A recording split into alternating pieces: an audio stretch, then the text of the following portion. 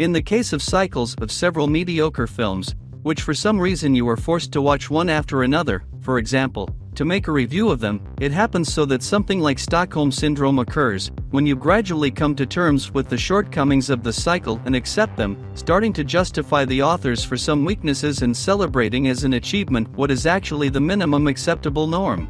This may well happen to those who have watched all 3 films of the franchise Angels of Vengeance. Objectively, the third film has no pluses in comparison with the first 2 films, but at the same time you get used to these heroines, get used to the general problems of the trilogy and begin to treat its films not so critically. This time a squad of fighting girls under the leadership of Tang Xiyu takes part in an operation to free a hostage.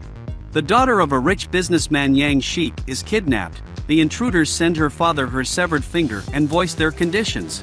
They want a giant diamond called Heart of Africa, which Yang bought at an auction in Hong Kong. The businessman turns to the police, but the operation to catch the criminals is delayed, and Yang begins to doubt whether he made the right choice, trusting the officers of the law.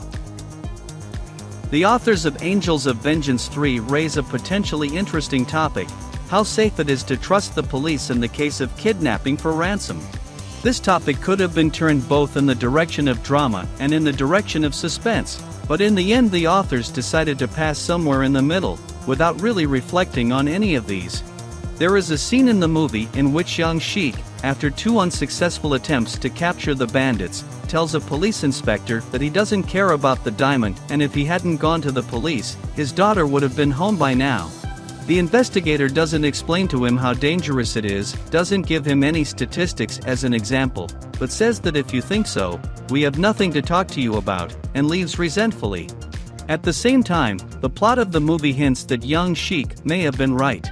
Yes, one of the kidnappers wants to kill the girl, but only because his friends start to die, killed by the police. At the same time, the police during surveillance and exchange operations are so poorly disguised that one wonders how they even manage to get someone back.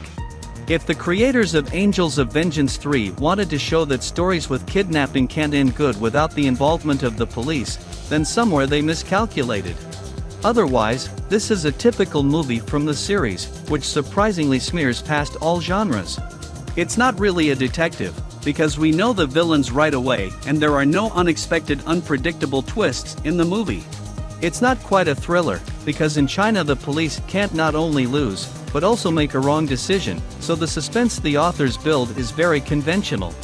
And it's not quite an action movie, because there are only 2 full-fledged action scenes, in the middle and at the end of the movie.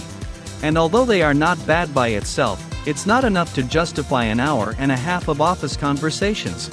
But, as it was said before, if you have already watched the first 2 parts, the third one will surely be easier to get through. So much so that you'll be ready for the next installments of this franchise, if they appear.